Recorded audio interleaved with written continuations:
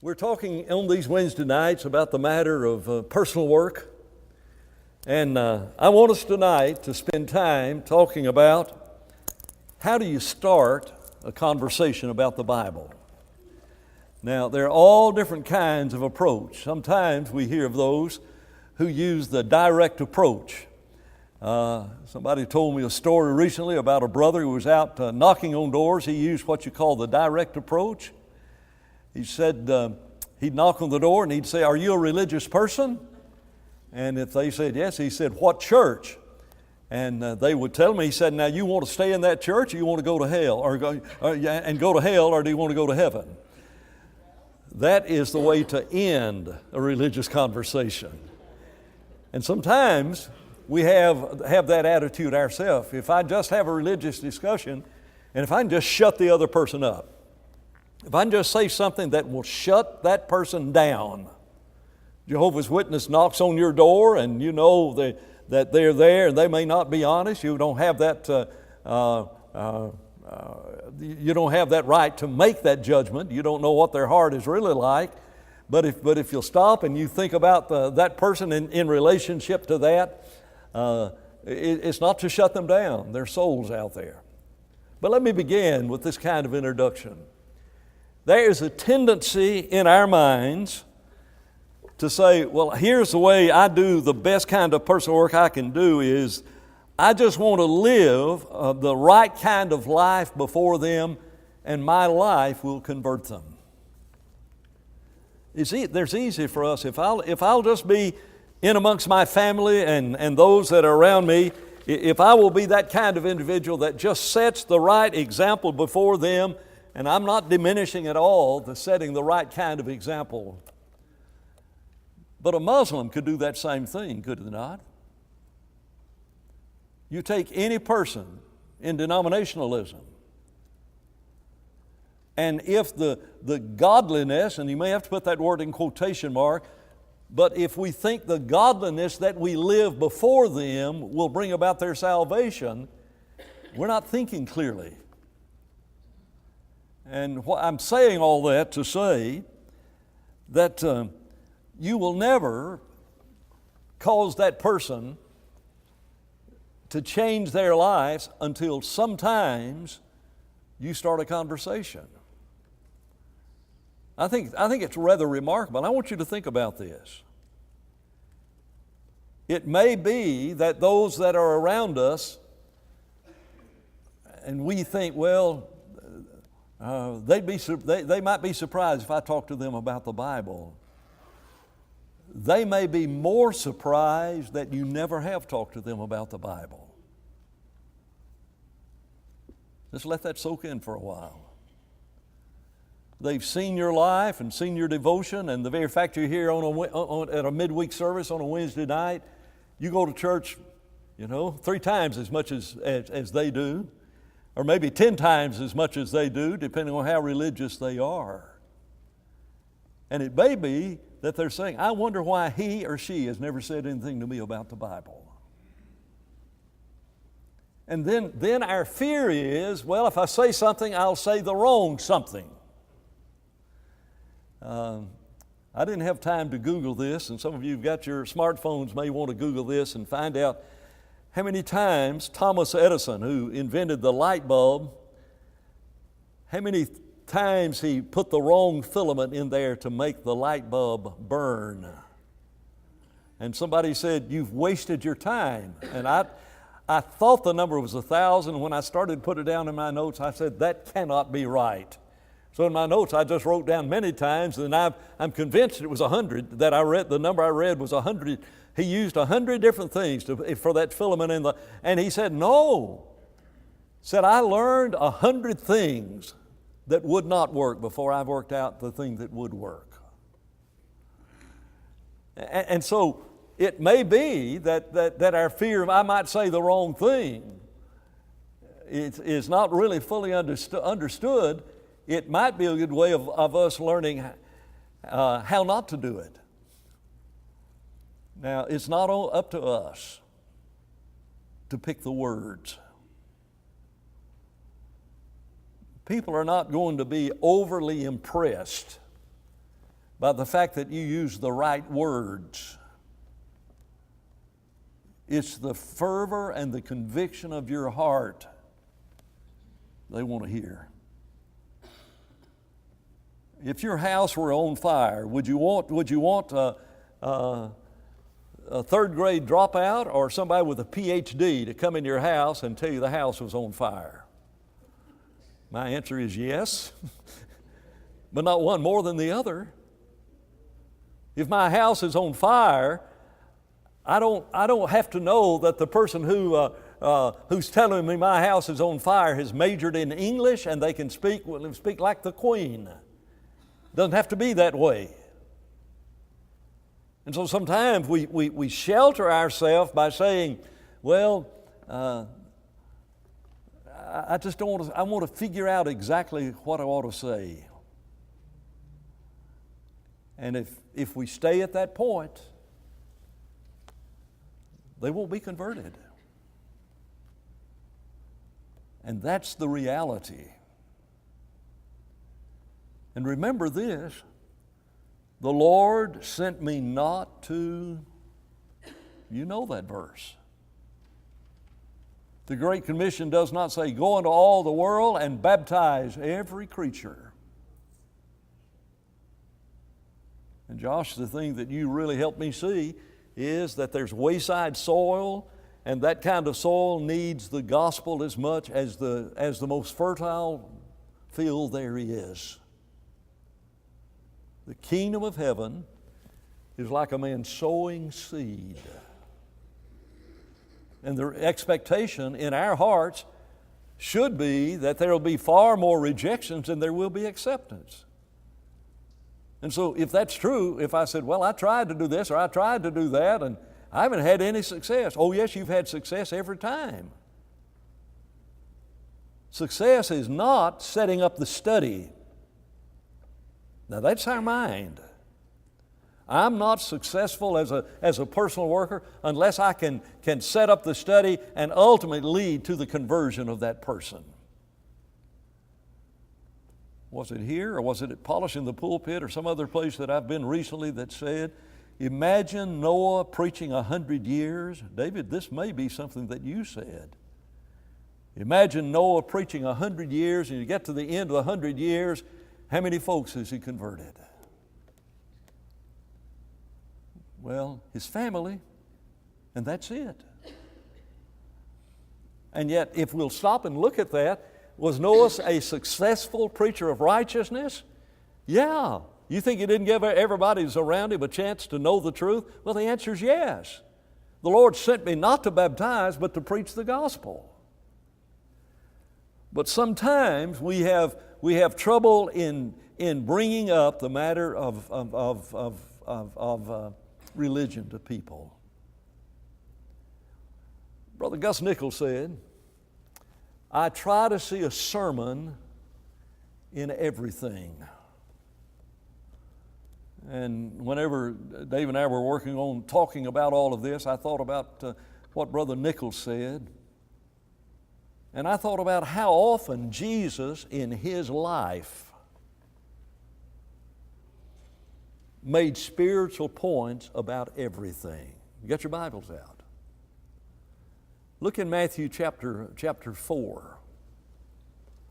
And I didn't go through all of Matthew. I think I could have gone through all of Matthew. I went about halfway through the book of Matthew. How did Jesus go about bringing up religious topics? Well, look at Matthew the early part of chapter 4. I'm not sure exactly how, if you're eating a loaf of bread or just eating one slice of bread, or you're talking to somebody about dieting. And have you ever thought about, you might bring up about religious conversation? About what you eat? Did Jesus say it's not that which is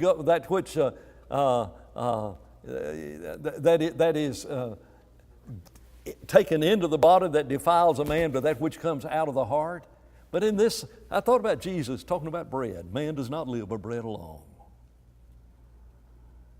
I don't know if that'd be a religious conversation starter, but if you're ever with someone and could you use that as a starting place? Have you heard about this diet and you only eat eggs? Anybody remember that diet? 21 eggs a week. Was it 22 eggs or 21 eggs a week? Anybody remember that? It didn't last very long, after about 3 eggs a day for a week, you can't fry eggs and boil eggs and poach eggs, and it's still eggs,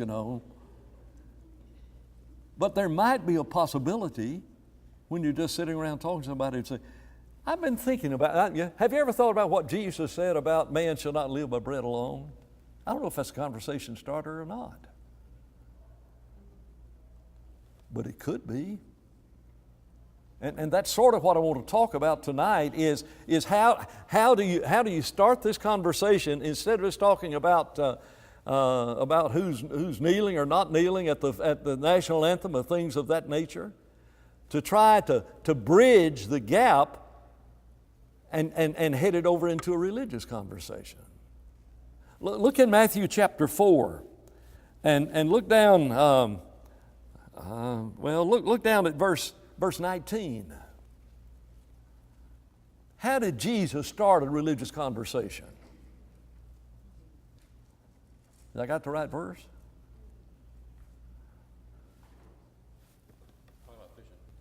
Yeah. He saw a man with an occupation. And Jesus used that man's occupation to start a religious conversation. You ever seen anybody using blueprints in construction? You ever seen an instruction manual that is absolutely necessary to make this program work? Is there some way you could not say, have you ever thought of the parallel between following these and you take that person's life and take that what they're doing and use their very occupation to bring them over to talking about following a blueprint is the same as following the blueprint of somebody's life. Have you ever thought about the fact of how much the Bible is like a blueprint? Could you do that?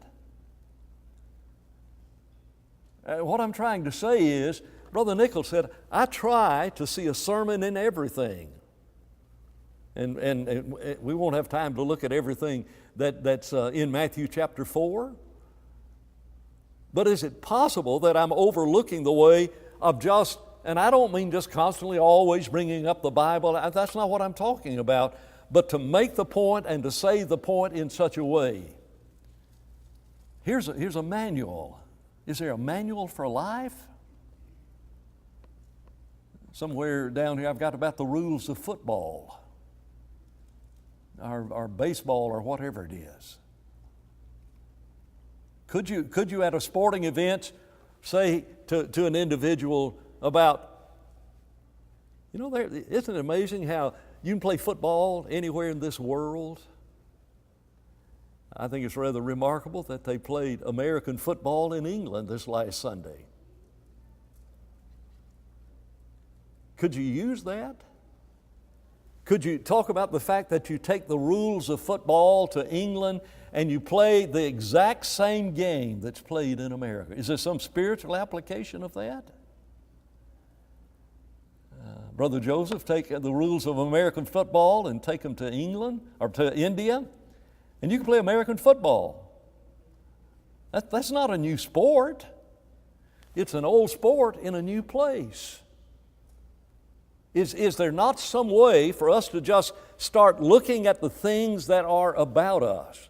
Now, Brother Joseph, you could come and teach us how to play cricket. We would not enjoy playing cricket, but I saw some cricket in New Zealand, and I don't like a game that lasts for 5 days and it ends in a tie, and everybody is so excited that the game is tied. I'm sorry, but you see the point we're trying to make. Look in chapter 4, verse 23. What was it that prompted Jesus to be preaching, or what made his preaching effective? Is that 22, 23? Is that the verses that said he came preaching? And what was he doing? Am I writing down the wrong verses? Or he was healing people, wasn't he? Is it possible that we could choose a time of sickness as a time and to see in that sickness of that person that you're meeting in the hospital, or going out of your way to carry food over to their house? Is there something about that that would make them a whole lot more receptive of anything that you would ever do? You talk about cooking. We talked about football. You want to talk about your grandmother's biscuits?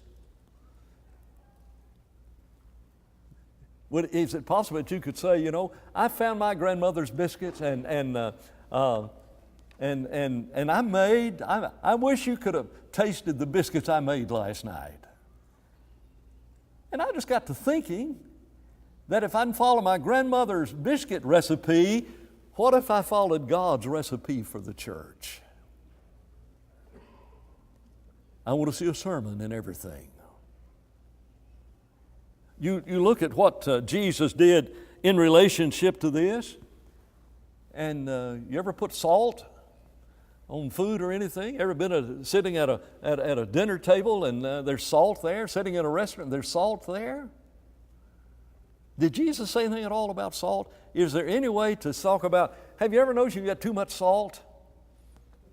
Or you ever notice how, and all of a sudden, you're talking about something that is there, and you just take that. Now, how you say that depends on the person you're talking to.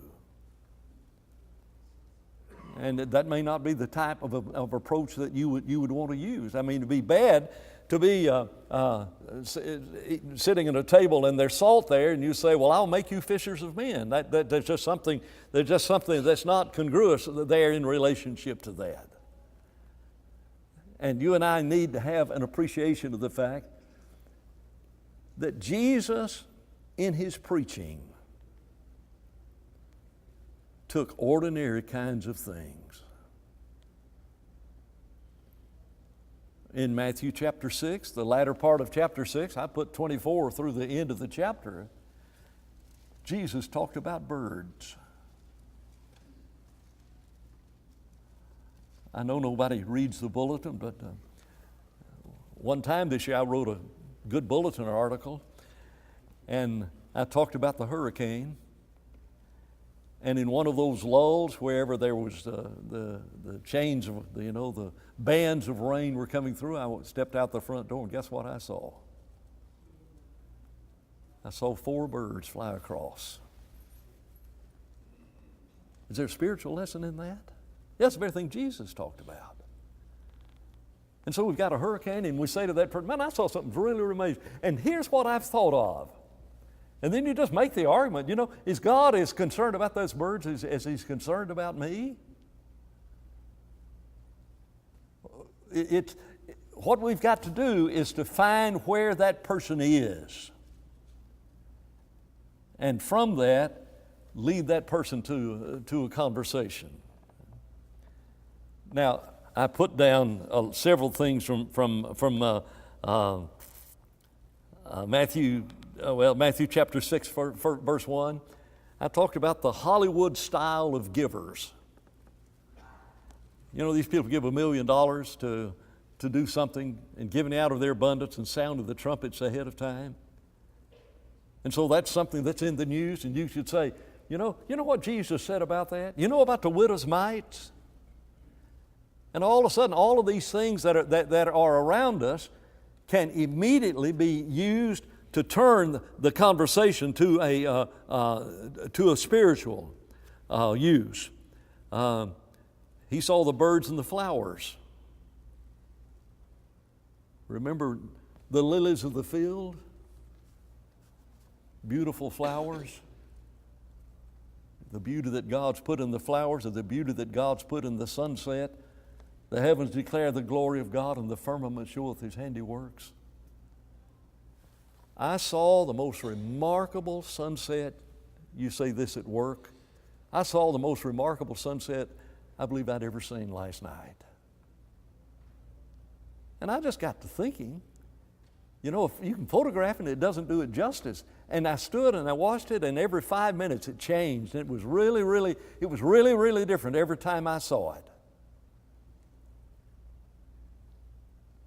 If an artist could do a painting like that, every 5 minutes of a sunset would change, we'd be amazed. What about God's ability to do that? And so Jesus used all of these things. He used the foxes and the birds. Did you talk about the foxes and the birds? The foxes have their den, the birds have their nest. He talked about so many things. He talked about, where's Dirk? He talked about building your house on the right kind of foundation. Dirk, you'll find this interesting. There was when we were building that church building in New Zealand, and we dug down to put the footings in and everything, Brother Merrick had said, Brother Merrick's father-in-law, I can't remember what the man's name was. Anyway, he said, you know this rebarb you put in there, they've only got 6 feet of it, and if the fellow's coming out while you're pouring the footings and everything, they just keep pulling that 6 feet down and just pour the concrete. And so when he arrives, all they've got is that 6 foot of concrete without any steel or metal down inside there. Something like that. Building your life on a foundation. Now, think about what Jesus did in reference to the woman at the well.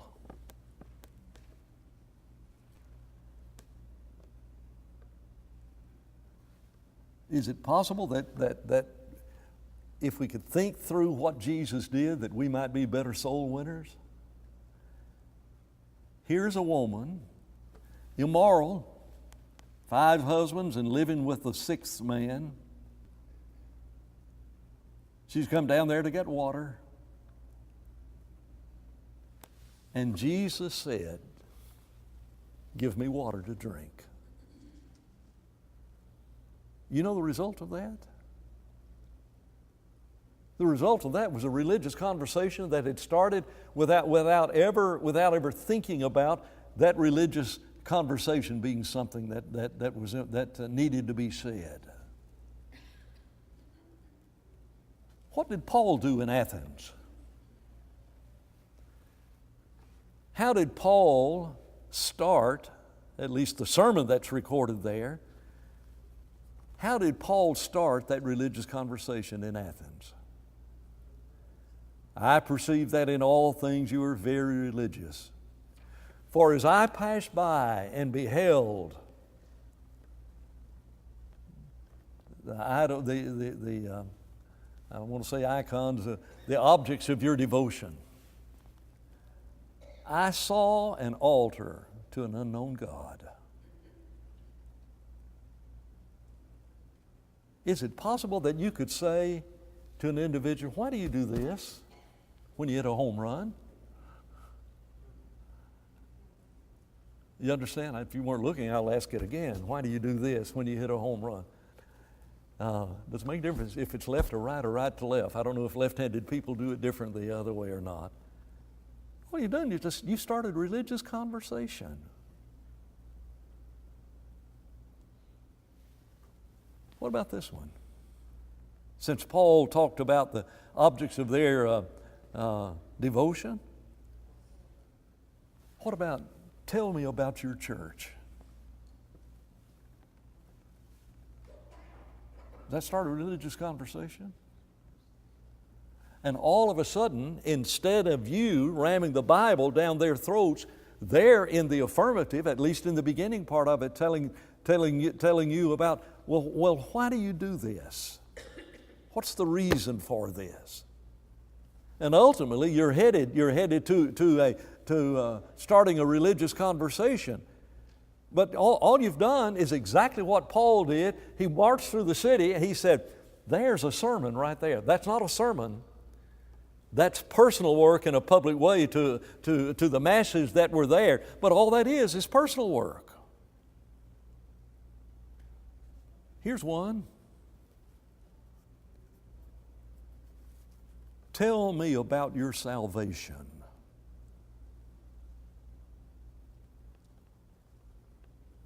Tell me when you were saved. Tell me your salvation story.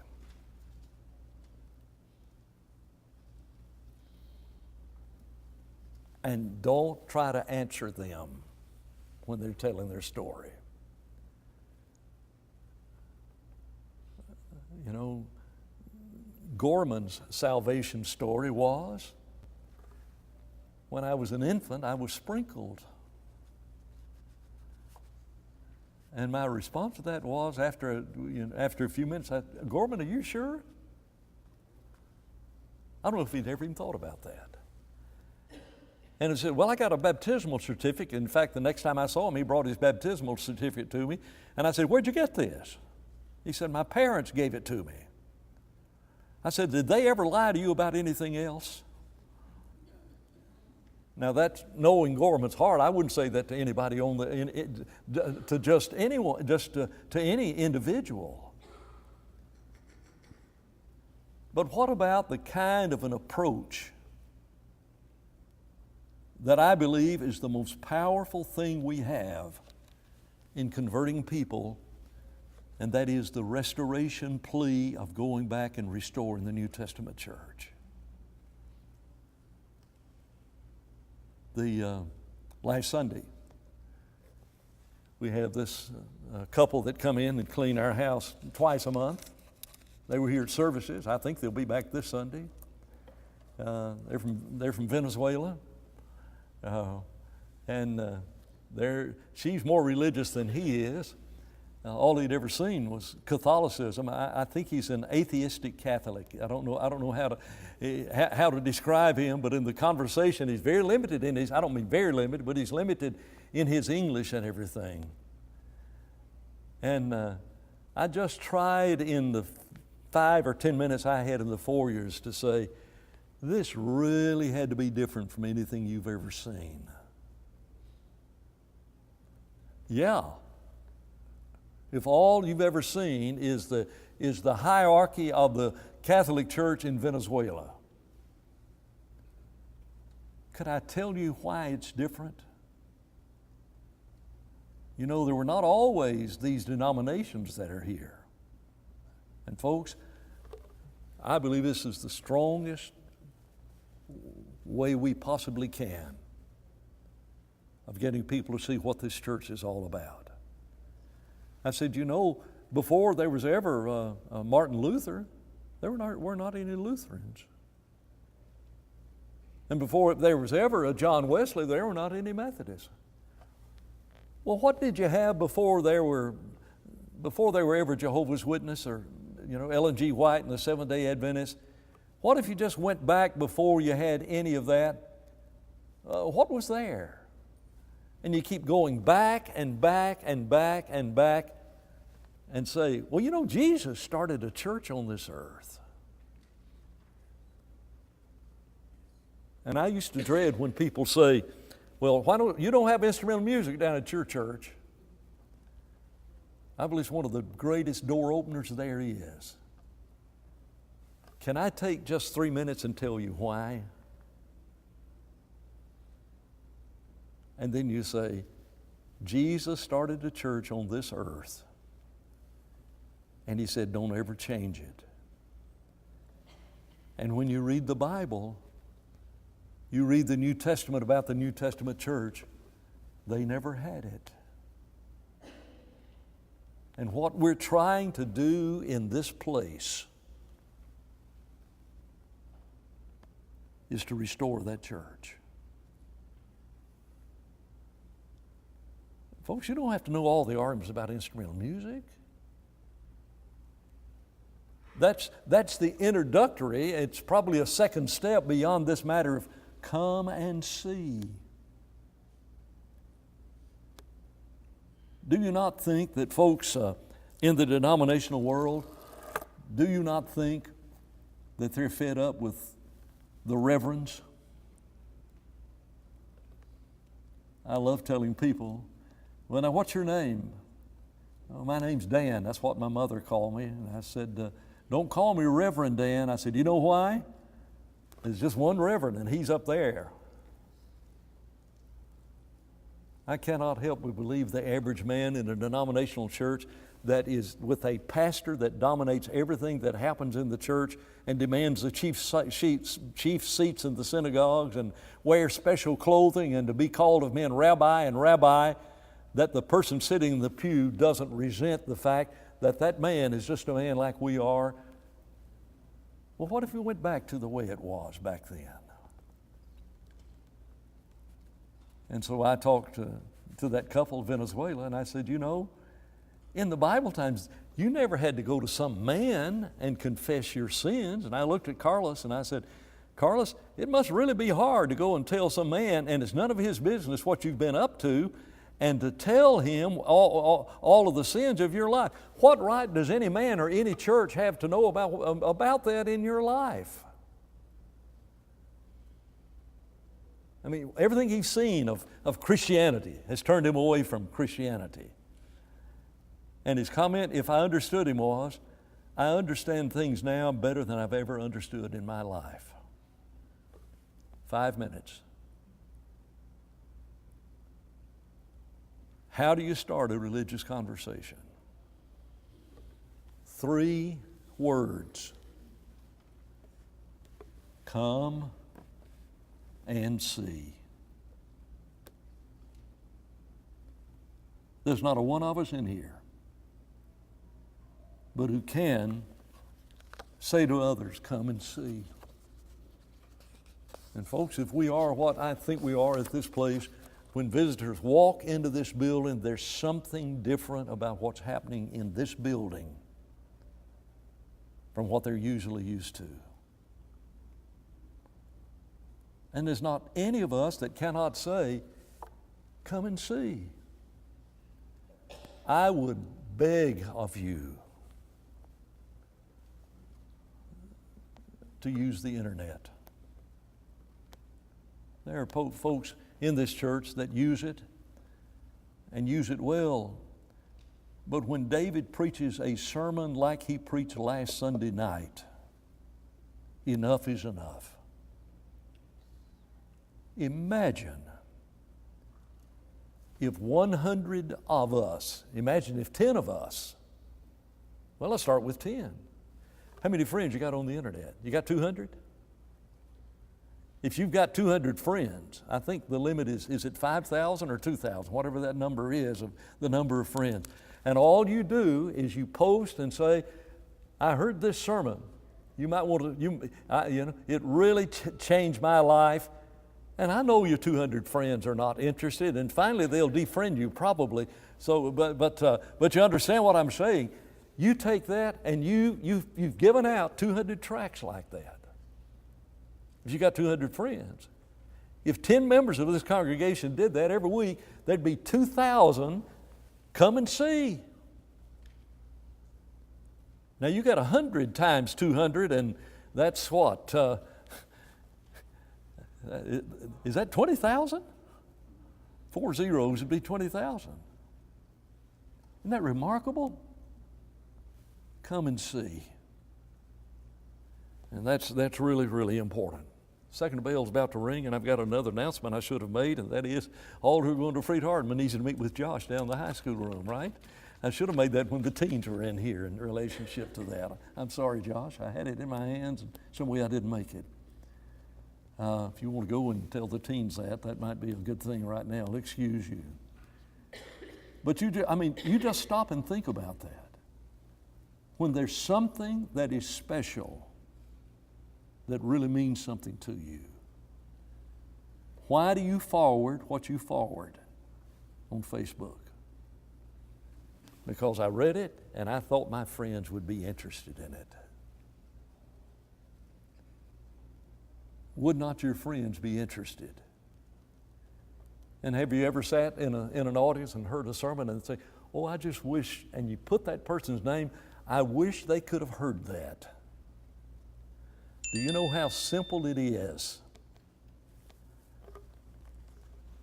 to post that and then to say, and it'll be on our website, or just to post the link. If you know how to do that, just copy the link and send the link to them. We're not using the internet. It's a powerful tool, and that's what people are reading.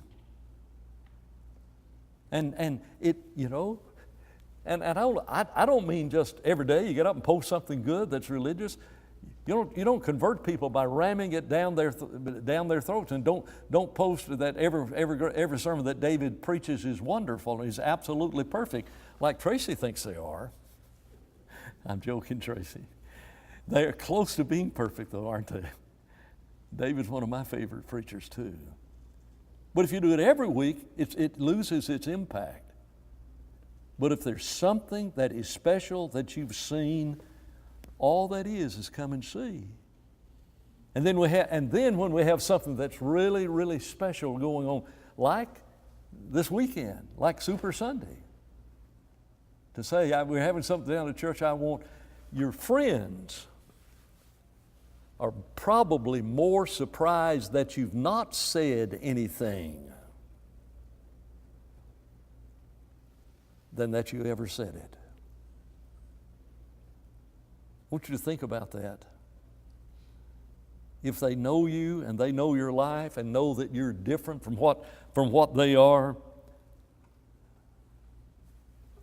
let me make these 3 points, and then the bell's going to ring probably before I finish this.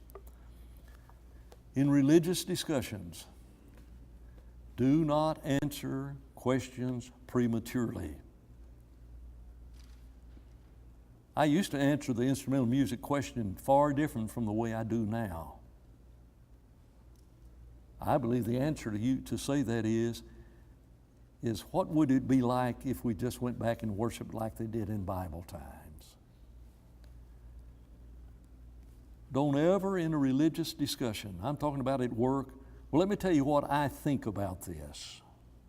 That's what we tend to do. This is what I believe about this. That's not the issue. That's not a Bible study. They know what they believe, and they think what they believe is worth far more than what you think, what you believe. And then I wanted us to take time tonight, do not have time, is to say, if you didn't grow up in the church, what event happened in your life that caused you to be a Christian? In all likelihood, there was that event in your life, or that perchance happenstance meeting of someone, or in some way or other. Somebody said, I've got a treasure. I've got a treasure. I think that's enough for tonight. Thank you very much.